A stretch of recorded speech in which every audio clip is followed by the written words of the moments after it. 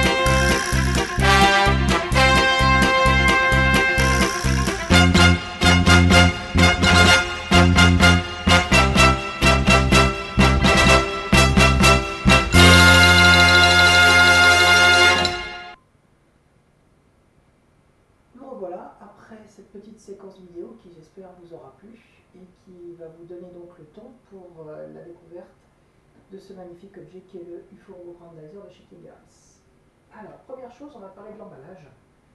Donc, vous avez ici la boîte de l'objet en lui-même, mais sachez qu'elle est d'abord suremballée, on va dire, dans cette boîte en carton. Donc au niveau protection et du transport, je pense qu'on est pas mal. Donc ça, on va dire que c'est la carapace externe, et là, on a l'objet en lui-même. Donc, vous découvrez ici la face avant. Sur le dessus, vous avez le logo de Grandizer. Vous avez une représentation du robot sur un côté, l'arrière et l'autre tranche. Vous aurez remarqué que les photos sont vraiment de très belle qualité et ça vous donne une bonne idée de l'objet qui est à l'intérieur. Ensuite, quand vous ouvrez la boîte, vous avez un volet supérieur qui vous montre Grandizer et le Double Spacer dans différentes postures et les différentes actions possibles. Et sur la boîte en elle-même, vous avez donc une illustration de Grandizer sans ces plaques de blindage. Ça vous rappelle certainement les illustrations que je vous ai montrées tout à l'heure. Et petite astuce, quand vous soulevez le petit volet ici, vous avez déjà une petite vue fenêtrée de votre belle acquisition. Donc maintenant, sans plus attendre, on va déballer le bébé.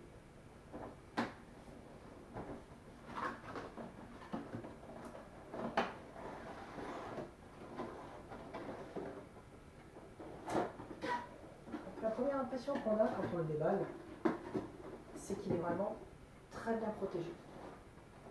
L'emballage est dans un plastique bien solide, avec ce qu'on peut qualifier d'habituel dans ce genre de modèle, c'est-à-dire une couverture transparente qui permet de voir l'intérieur. Donc ça se compose de deux éléments. L'élément inférieur, vous avez le double spacer, les Haken et les doubles Haken dans les deux versions différentes, une espèce de petite spatule qui vous sera bien utile au niveau de l'installation, et la boîte principale où vous avez Grandizer ainsi que tous ces éléments, pour interchangeable, foudre, énergie pour le screw pressure punch et différentes cordes. Alors on va déballer tout ça en commençant par la deuxième boîte. Alors petite précision quand même, pour être tout à fait honnête, il y a eu un petit peu de travail préparatoire, puisque j'ai pris déjà des photos de l'objet pour mon site internet, donc l'installation des piles a déjà été faite. Et à ce sujet, je ne saurais trop vous conseiller de travailler dans un endroit où vous êtes sûr de ne pas perdre de pièces et d'être au calme, dans un endroit bien éclairé, et de travailler avec des outils qui ne sont pas magnétisables, donc plutôt des matières plastiques, parce qu'avec tous les aimants qu'il y a sur ce robot et la taille des trappes, je vous avoue que c'est compliqué. J'ai dû passer bien 30 à 40 minutes pour l'installation. Donc prenez votre temps et travaillez dans un endroit bien isolé, et on en reparlera un petit peu plus en détail quand on déshabillera Goldorak. Et ce petit objet-là, il a son utilité. Donc voilà l'Alcorac, ou le double spacer, dans son original. Vous voyez qu'il est très bien articulé au niveau des nacelles, au niveau du nez. Ça lui permet vraiment de prendre toutes les positions qu'on peut lui faire imaginer. Vous avez également le double cutter, donc le Victorang en français, qui se détache et qui s'assemble. Donc il est très bien reproduit. Si on s'attarde un petit peu au niveau des couleurs et du design, on se rapproche beaucoup de Mazinger Z Infinity au niveau du choix des coloris et du design.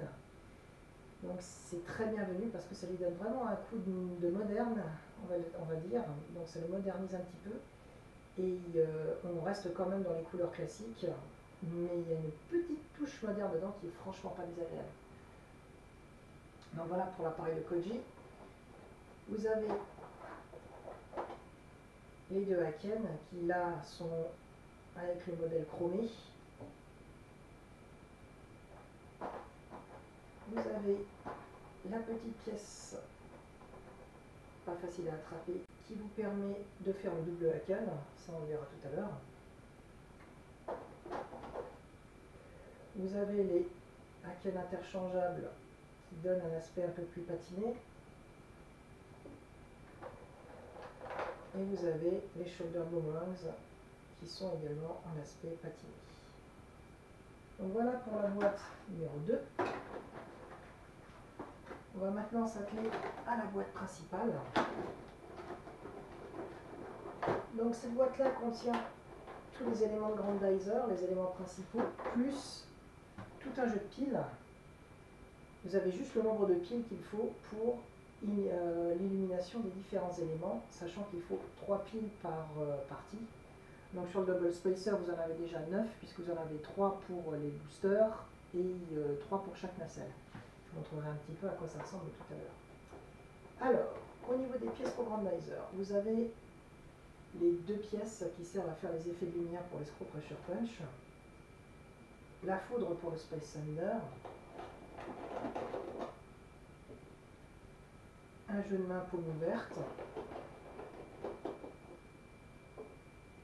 un jeu de main paume fermée avec un orifice et un deuxième jeu de main fermé avec un orifice un petit peu plus important. Une paire de cordes translucides, et une paire de cordes patinées qui vont aller avec donc les hackles de ce type-là. Donc en fait, au niveau des armes, vous avez déjà 2 styles au choix, ce que je trouve déjà assez sympathique. Donc moi je l'ai équipé avec le modèle chromé, mais l'autre aussi est très sympathique, donc de ce côté-là, il n'y a vraiment pas de souci, les deux sont vraiment très agréables à regarder. Et donc, la vedette du jour, Grandizer dans toute sa splendeur. Alors, je vais fermer les boîtes pour qu'on ait un petit peu d'espace pour toutes les manipulations qui nous attendent. Et vous allez voir que les possibilités ne manquent pas.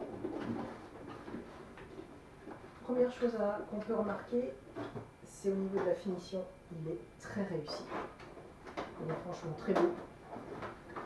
Comme je vous disais, au niveau des couleurs et du rendu, on a vraiment un aspect à la fois classique et respectueux au niveau du rendu des couleurs, et un aspect assez moderne, puisque vous avez cet aspect un petit peu alvéolé sur les parties translucides, et le rendu donc fait assez métallique, malgré que ce soit que du plastique. Ça, je tiens à le signaler, il n'y a que du plastique sur ce modèle.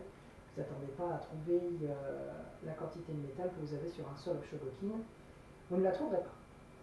Mais par contre, au niveau design, c'est vrai qu'il est superbe. Donc on va un petit peu regarder à l'extérieur. Donc comme vous voyez, le design est vraiment très réussi de ce côté-là. Avant de passer à toutes les possibilités dont il est capable, et de vous montrer un petit peu toutes les poses qu'il peut prendre et comment l'équiper de ses différentes armes, on va passer au déshabillage de Grandizer. C'est nécessaire pour l'installation des piles. Donc comme je vous l'ai dit dans le préambule, je l'ai déjà fait, parce que ça prend énormément de temps, il faut être très méticuleux et avoir le temps de le faire. Sinon, franchement, ça tourne vite à la foire d'empoigne, et personnellement, il m'a fallu une bonne demi-heure pour les installer. Alors, il y a 3 zones où les piles sont installées. La première, c'est la tête, où ici, quand vous enlevez la partie supérieure de la tête, vous voyez que vous avez cet élément-là à dévisser, et vous avez 3 piles à installer à l'intérieur, et vous avez le petit interrupteur ici pour les activer.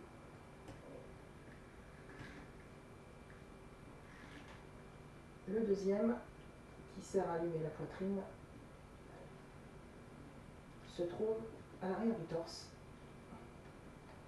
Donc la trappe se trouve ici et l'interrupteur se trouve en dessous. Donc pareil, petite vis à enlever, 3 piles à mettre à l'intérieur. On va continuer les feuillages. Donc les parties s'enlèvent très facilement parce qu'elles ont une petite particularité qui est très sympathique, c'est qu'elles sont aimantées. Et elles ont toutes un sens d'emboîtement, donc impossible de se tromper. Chose importante aussi à l'arrière, vous avez un petit élément aimanté qui se retire ici. C'est là où viendra s'enficher le double spacer quand vous ferez l'assemblage. Donc vous voyez déjà sur les éléments que j'ai retirés qu'au niveau de l'anatomie intérieure du robot, c'est également très réussi. Les pièces s'enlèvent très facilement. Il n'y a quasiment aucun effort à faire. Ça s'enlève très facilement. Et la peinture au au niveau des éléments intérieurs et à mes yeux aussi réussi que la peinture extérieure. Donc franchement, on a un très très beau résultat. Je n'ai pas voulu feuiller jusqu'au bout. Les points, je vais les laisser tels quels, sachant que pour pouvoir installer les LED au niveau des points, il faut également tout enlever et utiliser la petite spatule que vous avez ici pour pouvoir soulever la trappe et glisser les 3 piles qui sont nécessaires dans chaque point. Et il y a également un petit interrupteur qui permet d'activer l'ensemble. Donc on fera juste la démonstration quand on fera le lancer du screw pressure punch. Et donc là, je vous montre juste au niveau d'une des épaules que ça s'enlève aussi. Et juste pour vous montrer également que vous avez donc toutes les pièces qui sont aimantées et qui s'emboîtent très facilement. Vous avez un sens d'emboîtement pour chaque pièce. Donc franchement, c'est impossible de se tromper. C'est très simple. C'est assez bien trouvé, je pense. En tout cas, à mon goût personnel.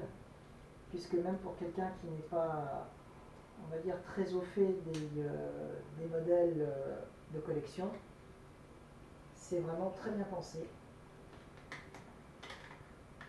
Et c'est là que je trouve que le plastique a un avantage aussi, c'est qu'il a une certaine facilité de manipulation. On a moins d'appréhension que si c'était des pièces en métal. Elles s'emboîtent beaucoup plus facilement, je pense aussi, que si c'était fait tout en partie en métal. Et comme il y a des aimants, il vaut mieux qu'il y ait juste les parties qui doivent être magnétisées qui soient en métal, sinon on irait au-devant de gros problèmes, je pense. Et j'ai très bien compris quand j'ai dû mettre les piles en place, si vous avez le malheur d'utiliser des éléments qui sont métalliques, avec tous les éléments qui se trouvent sur la poitrine, sur la tête, etc., ça tourne vite à la bérésina.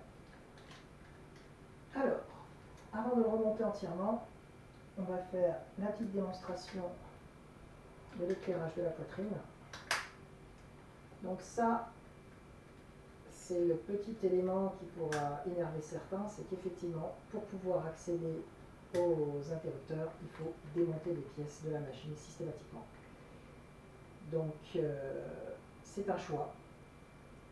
Il faut décider au moment de faire des photos ou autre chose de démonter le robot pour pouvoir mettre la lumière en route et ensuite tout remonter pour pouvoir passer à la prise de vue, à l'animation ou autre chose.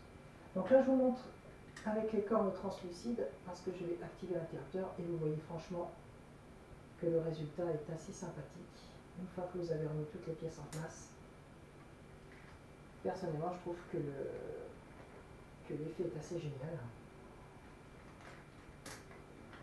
Au niveau des articulations, même si elles ne sont pas métalliques, elles sont crantées, donc c'est assez sympathique. Au niveau des jambes, vous avez donc des possibilités de position assez bluffantes, sachant qu'en plus, vous avez ici, au niveau de la jupe, des éléments qui peuvent se soulever pour lui donner des poses un petit peu plus dynamiques. Mais comme vous le voyez, vous avez quand même une limitation dans les mouvements. Et comme les pièces sont aimantées, elles n'ont pas une résistance à la traction très très forte. Donc ça aussi, ça peut être une limitation. Vous ne pouvez pas aller dans des poses trop extrêmes au risque de faire tomber les pièces aimantées. Donc là, à vous de vous entraîner un petit peu, de voir les amplitudes que vous pouvez donner, etc.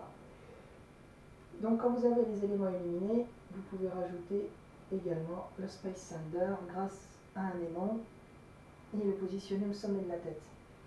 Donc là aussi, l'effet est assez sympa, mais personnellement je trouve que s'il avait été orienté un petit peu vers l'avant, ça aurait été un petit peu plus sympathique pour lui donner un aspect plus dynamique même quand il est droit. Parce que là, si vous voulez lui donner la position d'attaque quand il lance sa foudre, il faudra vraiment le pencher en avant. Donc ça nécessitera quelque chose d'un petit peu plus sportif dans la pose du robot. Mais sinon, l'effet est quand même assez sympathique. Je vais vous le montrer en éteignant la lumière.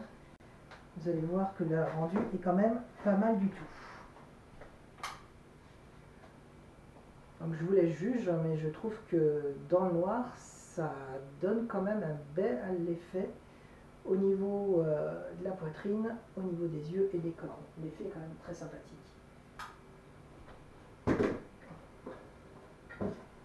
Et la lumière fut. Sur la notice d'emploi, il est conseillé de ne pas utiliser les effets lumineux plus de 10 minutes d'affilée. Donc c'est sans doute dans un souci d'économie des batteries. Et je vous avoue que je vous ai expliqué comme il avait été galère de les installer. Donc je peux comprendre qu'on n'ait pas envie de les changer toutes les 2-3 semaines. Franchement, ça reste quand même assez galère.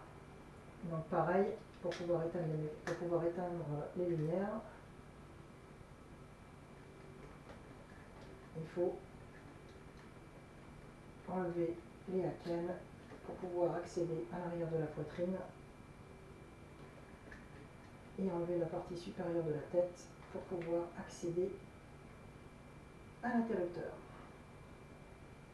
Avant de passer au aken, je vais vous montrer comment activer le Screw Pressure Punch avec son petit effet lumineux. Donc là, c'est assez bien pensé aussi au niveau esthétique, puisque les rotules sont très bien positionnés pour pouvoir faire passer les lames vers l'avant. Donc pour pouvoir faire un Screw Pressure Punch, vous pouvez détacher le point, démonter les lamelles,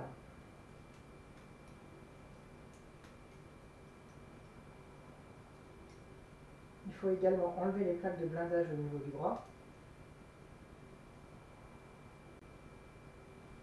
Donc c'est là que je vais vous montrer où est l'emplacement des piles. Alors là, les pièces sont aimantées également, mais comme vous avez une gouttière de chaque côté, ça encore facilite la fixation des pièces, c'est pas mal du tout. Et donc, voilà où se situe la fameuse trappe où sont les 3 piles, sachant que vous avez donc très peu d'espace, c'est très compliqué. Donc la petite spatule sert en fait à soulever la trappe ici pour pouvoir rentrer les points, et l'interrupteur lui est enchâssé ici à l'intérieur, donc la petite spatule peut être utile pour l'activer. Voilà, donc vous avez la petite lumière qui s'active, donc qui se trouve à l'arrière du point, puisqu'elle va servir en fait à éclairer la partie translucide qui va simuler l'explosion d'énergie qui se produit quand il lance son attaque. Et donc les lames, vous les refixez sur leur rotule en les pointant vers l'avant pour faire le Screw Pressure Punch ou le fulgure au point en français si vous préférez. Au niveau des manipulations, encore une fois, c'est très simple, c'est solide, c'est très bien pensé. Et si vous prenez le temps d'examiner chaque élément, franchement il est superbement détaillé, c'est très bien réussi. Donc ensuite vous n'avez plus qu'à remettre le point dans son logement et vous avez la possibilité donc de lancer le Screw Pressure Punch. L'effet est un petit peu moins spectaculaire que les autres, puisque la lumière est projetée vers l'arrière. Donc c'est un petit peu moins spectaculaire, mais dans un environnement pas trop éclairé, l'effet est assez sympathique aussi. Donc voilà. Et donc, nous allons remettre tous les éléments en place pour ensuite passer en revue le double spacer et puis vous montrer comment notre cher Randizer en jette entre guillemets avec le double spacer dans le dos et les akens dans les bras. Donc là, je peux même vous dire qu'au niveau détail derrière, c'est très bien fait aussi. Donc même les éléments que vous ne voyez pas en fait sont extrêmement bien rendus. Voilà, notre ami a retrouvé de nouveau son intégrité et on va passer au double spacer. Alors pareil, pour lui vous avez des plaques métalliques aimantées qui dissimulent les parties électriques on va dire. Donc là vous avez la trappe où se situent les 3 piles et ici vous avez le petit commutateur qui vous permet donc d'éclairer les boosters. Pareil pour la nacelle, donc vous enlevez le double cutter, vous enlevez la plaque du haut, je vous en montre qu'un seul, je peux vous faire les deux, voilà, vous voyez vous avez également le propulseur qui s'allume ici. Donc pour que ce soit un petit peu plus visible, je vais faire comme tout à l'heure, je vais éteindre la lumière pour que vous le voyez. Je vais le mettre sur la boîte pour légèrement le surélever et je vais éteindre la lumière pour que vous voyez un petit peu la luminosité que ça peut avoir. C'est assez faible, hein, le rendu, je vous le dis tout de suite. Donc voilà, ça vous fait donc les 3 points de lumière blanche qui simulent donc la propulsion du double spacer. Donc les effets sont franchement sympathiques. Et là pareil, la notice stipule de ne pas l'utiliser plus d'une dizaine de minutes d'affilée. Donc je suppute que c'est pour des économies d'énergie.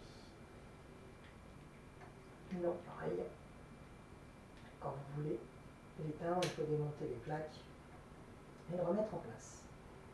Donc là, on va passer à la section d'assemblage. Donc pour ça, la première étape est d'enlever la pièce aimantée qui se trouve dans le dos de Grandizer pour libérer cet orifice. Au niveau du double spacer, vous avez une trappe à ouvrir, j'allais dire comme dans l'animé, et vous avez un élément aimanté à dégager. Vous positionnez les nacelles et les ailes de manière à ce qu'ils puissent se mettre en position d'assemblage, et voilà, c'est pas plus compliqué que ça. Pareil que pour les autres éléments, c'est très solide. Donc de ce côté-là, vous pouvez y aller tranquille, ça s'emboîte très bien. Vous pouvez le manipuler sans avoir de crainte que l'appareil se décroche. Et après, si vous voulez vous amuser à le mettre en position de vol, etc., c'est très très facile. Il n'y a aucun problème de ce côté-là. Maintenant, on va passer au Haken à proprement parler. Vous voyez, j'ai même une petite frayeur, mais les éléments sont tellement bien équilibrés qu'ils se restabilisent tout seuls. Donc franchement, c'est très très agréable. Donc maintenant, on va s'attaquer au Haken. Donc, à ce niveau-là, il y a un petit choix esthétique à faire. Donc là, c'est au goût de chacun. Vous avez, pour les cornes et pour les Haken, vous avez 2 sets différents. Donc moi, j'ai équipé mon Grandizer de la version entre guillemets chromée.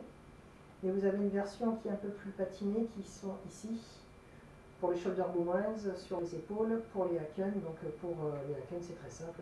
Vous enlevez celle que vous voulez et mettre le modèle que vous voulez en place. Maintenant, pour les haches, donc, vous changez le set de points, vous retirez le petit capuchon à l'extrémité, vous glissez simplement la hache, vous remettez l'extrémité, et nous y sommes. Il est équipé. On va faire pareil pour le second. Le set de points. Vous retirez l'extrémité. Vous lui mettez la hache. Vous remettez l'extrémité.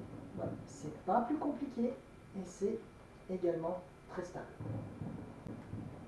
Vous devinez donc que pour le double Haken, c'est pas bien compliqué. Il faut utiliser le petit cylindre ici percé à chaque extrémité pour pouvoir faire la hache complète. Donc c'est ce qu'on va faire de ce pas. Donc vous enlevez donc les 2 extrémités, comme ceci. Vous voyez que malgré toutes mes manipulations, il reste très stable. Donc ça c'est franchement quelque chose que j'apprécie beaucoup. Et que malgré le fait que je l'agite dans tous les sens, il reste très très stable. Ensuite donc, vous mettez le petit cylindre percé de chaque côté. Vous emboîtez et voilà, vous vous retrouvez avec le Haken en version double, l'arme destructrice par excellence de Grandizer. Et avouez quand même qu'il a un aspect assez majestueux. Donc voilà, il est honnêtement superbe et maintenant on va conclure un petit peu cette review en repassant les points très positifs et les petits points négatifs que peut avoir cet objet. Alors, au niveau point positif, l'esthétique, je pense qu'il n'est pas nécessaire de revenir là-dessus, il est juste superbe. Le rendu de la peinture est vraiment très beau. Que ce soit sur les couleurs sombres, les couleurs vives, les parties translucides, tout ça est vraiment très réussi.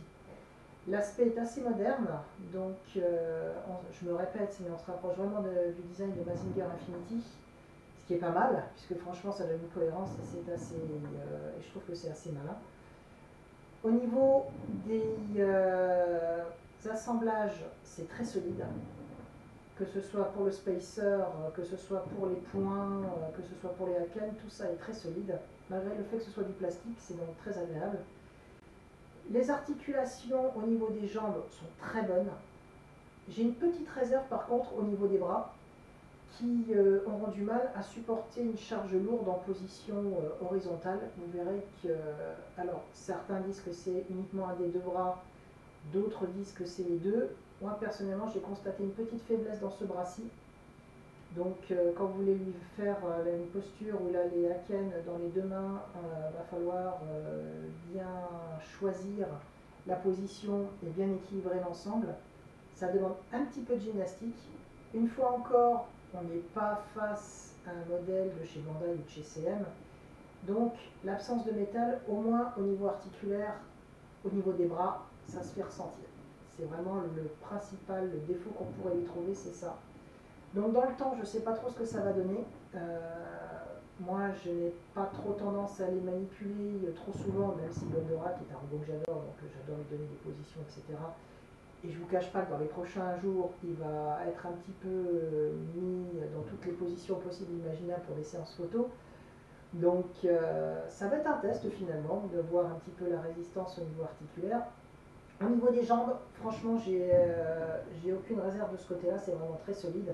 Vous avez vu que quand on l'a manipulé, j'ai même une petite frayeur, mais il est resté parfaitement stable, donc de ce côté-là, il n'y a aucun souci.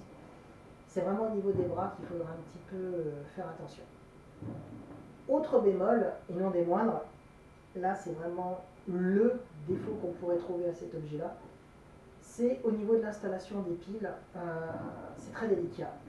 Il faut prendre son temps, il faut être au calme, être dans un endroit où vous êtes sûr de ne pas perdre de pièces, et prendre des outils qui ne sont pas conducteurs ou qui ne sont pas magnétisables, tout simplement parce que quand vous allez démonter les parties où il y a les trappes à piles, c'est-à-dire par exemple là au-dessus de la tête, vous avez l'aimant qui se trouve vraiment à proximité de l'endroit où vous devez dévisser. Donc si vous prenez un tournevis métallique, vous allez forcément le magnétiser quand vous allez dévisser cette partie-là. Et quand vous allez vouloir insérer les piles, si vous utilisez votre tournevis pour bloquer le ressort et mettre les piles, ça va juste être une galère parce que vous allez vous retrouver avec une grappe de 3 piles qui va venir avec votre tournevis. C'est pénible. Les emplacements sont juste à la taille des piles, donc c'est compliqué. Une fois que c'est en place, franchement, il n'y a plus aucun problème. Tout se referme très bien. Les vis sont un petit peu fragiles aussi, donc prenez des outils franchement bien adaptés au niveau diamètre des vis, parce que si vous forcez, ça risque d'être très délicat pour la fois suivante. C'est d'ailleurs peut-être pas pour rien que le fabricant conseille de ne pas utiliser les effets lumineux plus d'une dizaine de minutes d'affilée. À mon avis, c'est pour des soucis d'économie d'énergie et qu'on n'ait pas à revivre cette galère tous les jours. C'est un petit peu plus facile pour le double spacer puisque les emplacements sont un petit peu plus larges que pour Grandizer, mais les aimants étant aussi à proximité des trappes, soyez prévenus, soyez patients, soyez zen. Une fois que c'est fait, vous avez vu que le résultat est quand même très sympa. Dernier petit point négatif, et là c'est parce que je suis un grand fan et que j'ai envie de chipoter, c'est au niveau donc de la foudre qui sert donc à simuler l'attaque du Space Thunder du Cornofugure. Elle peut se fixer qu'au sommet de la tête, là où est situé l'aimant. Et donc, pour pouvoir, comme je le disais tout à l'heure, lui donner une position dynamique pour attaquer, vous êtes obligé de pencher le robot. C'est pas super facile si on veut faire une mise en scène. Donc, si on avait pu avoir plusieurs points d'accroche pour la foudre, ça aurait été peut-être un petit peu plus sympathique, ou alors au moins un, mais qui serait situé plus vers l'avant. Mais bon, là c'est vraiment du détail, j'ai envie de chipoter, je fais mon chieur, hein, excusez-moi, mais voilà, c'est parce que je suis un fan après tout, hein, quand on aime, qui aime bien châtie bien. Et franchement, dans l'ensemble, c'est un très bel objet. Si vous êtes collectionneur, si vous êtes amateur de mecha, et si comme moi vous êtes un amoureux fou de monsieur, franchement, c'est un must. Il est superbe, il est beau, il est solide au niveau de ses appuis. Le système pour démonter le blindage et voir l'anatomie intérieure du robot est assez bien pensé, puisque vous avez un système d'aimant et de gouttière qui permet de ne pas inverser les pièces au moment de la fixation. C'est franchement bien pensé. En plus, au niveau esthétique, ils ont pensé à mettre plusieurs kits, on va dire, que ce soit donc au niveau chromatique ici, métallique, ou là, un petit peu plus patiné. Donc, vous avez des choix au niveau de la mise en scène, vous avez des choix au niveau des couleurs. Franchement, c'est très bien pensé. C'est le premier produit que je prends chez King Arts, donc je n'avais vu les autres produits qu'en photo ou en vidéo de démonstration, et je n'avais pas encore vraiment manipulé les objets qu'ils avaient fait auparavant, c'est-à-dire Mazinger et Great Mazinger. Et là, franchement, je suis très très content de mon investissement, c'est un très bel objet. Faudra juste vérifier au niveau de la durée de vie des articulations des bras, c'est vraiment ma grande réserve au niveau de l'objet en lui-même. Et donc ça, je pense que je rajouterai un petit commentaire dans le texte sous la vidéo, une fois, comme je vous ai dit, que j'aurai fait toute la séance photo pour vous donner mon ressenti là-dessus après utilisation. Mais sinon, franchement, il est beau. Je crois que ça parle de lui-même et je vous le conseille. Donc, merci d'avoir regardé cette vidéo. Pour le prochain numéro, on sera un petit peu différent, puisqu'on va parler à la fois de mecha, mais de custom. Donc, il y a aussi bien dans le monde des Gundam, où c'est très répandu, on appelle ça une Gunpla, et pour les super robots, et surtout, on va parler des innovations de l'impression 3D dans ce domaine qui permet de faire de très très belles choses. Donc, on a encore de très beaux moments pour la prochaine vidéo. Je vous remercie d'avoir regardé ce premier numéro avec toutes les imperfections qui peuvent aller avec, et je vous dis à très bientôt.